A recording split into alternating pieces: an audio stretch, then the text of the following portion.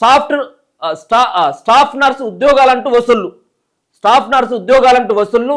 ప్రజారోగ్య విభాగం అదనపు డైరెక్టర్పై క్రిమినల్ కేసు. మరో 2 అధికారులపైన ఎఫ్ఐఆర్ నమోదు. లక్షల్లో వసూలు చేశారంటూ బాధితుల ఫిర్యాదు. అవినీతికి అడ్డాగా డిహెచ్ కార్యాలయం, ఉన్నతాధికారులు పట్టించుకోవడం లేదనే విమర్శలు. ఇది కేవలం డిఎంహెచ్ఓ ఆఫీసులోనో, లేకపోయినట్టయితే విద్యాశాఖ డిఓ దగ్గరనో, లేకపోయినట్టయితే ఇంకొక దగ్గరనో కాదు, రాష్ట్రంలో నడిచేటువంటి ప్రతి ఆఫీస్ దగ్గర ఇదే కథ.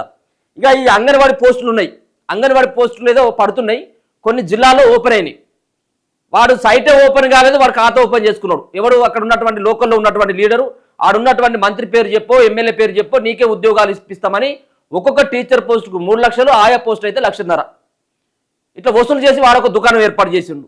మరి ఈ దుకాణాల వెనుక ఉన్నటువంటి వ్యక్తులు, అదృశ్యమైనటువంటి శక్తులు ఎవరు అంటే మళ్ళీ ప్రజాప్రతినిధులే ఉంటారు. వాళ్ళ అన్నదండ లేకుండా అయితే నడవదు కదా. నాకు ఈ ఎమ్మెల్యే దగ్గర ఉన్నాడు, నాకు ఈ మంత్రి దగ్గర ఉన్నాడు, నీకు పోస్టు పెట్టిస్తా అని చెప్పేసి పైసలు దండుకోవడం, దాని తర్వాత చేతులు ఎత్తేయడం, బాధితులంతా కూడా లభోదీపం అని చెప్పేసి నెత్తి నోరు కొట్టుకొని మళ్ళా మన సొంటల దగ్గర ముంగటికి పోయి ఆడపాప మళ్ళీ ఏడ్చుడు, గోడెలు పోసుకోవడం తప్పించి ఇంకేం లేదు. దయచేసి ఆ దుర్మార్గులని నమ్మకండి. ఒకవేళ అసొంటలు ఉన్నట్టయితే చెట్టు కట్టేసి తన్నండి, చెట్టుకు కట్టేసి తన్నండి.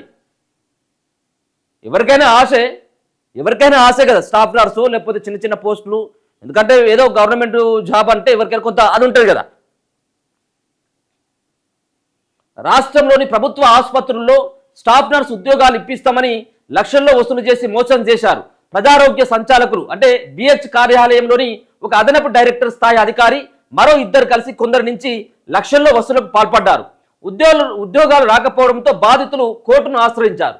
కోర్టు ఆదేశాల మేరకు సదరు మహిళా అధికారితో పాటు మరో 2 పైన క్రిమినల్ కేసులు నమోదైనవి.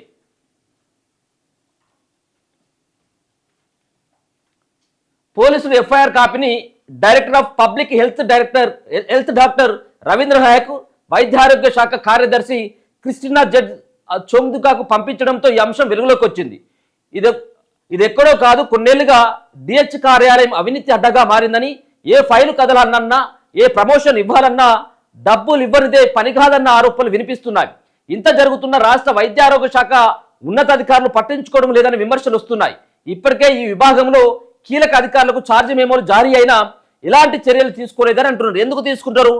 ఇప్పుడు ఉన్నటువంటి కింది స్థాయి సిబ్బంది ఎవరైతే వసూలు చేసినటువంటి పైసలు, ఒకవేళ ఒక వ్యక్తి దగ్గర 3 లక్షలు వసూలు చేసినట్టయితే దాంట్లో దరిదాపుగా 2,50,000 రూపాయలు పై అధికారులకే ఇస్తాడు తీసుకుపోయి.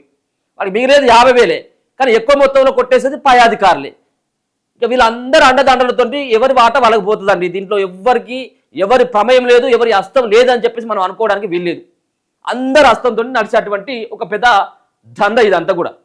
విజిలెన్స్లో కుప్పలుగా వేలాది ఫైళ్లు. విభాగం పరిధిలో విజిలెన్స్ విభాగం వసూళ్లకు కేరాఫ్గా మారిందన్న ఆరోపణలు వినిపిస్తున్నాయి.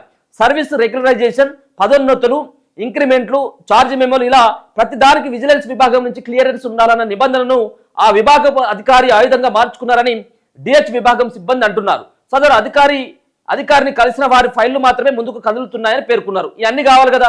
ఒకవేళ కనుక నీకు సర్వీసు మళ్ళీ రెగ్యులరైజ్ కావాలన్నా, పదోన్నతులు కావాలన్నా, ఇంక్రిమెంట్లు కావాలన్నా, ఛార్జ్ మెమోలు, ఇలా ప్రతి దానికి ఒక రేటు కట్టి వసూలు చేస్తారన్నట్టు వీళ్ళంతా కూడా.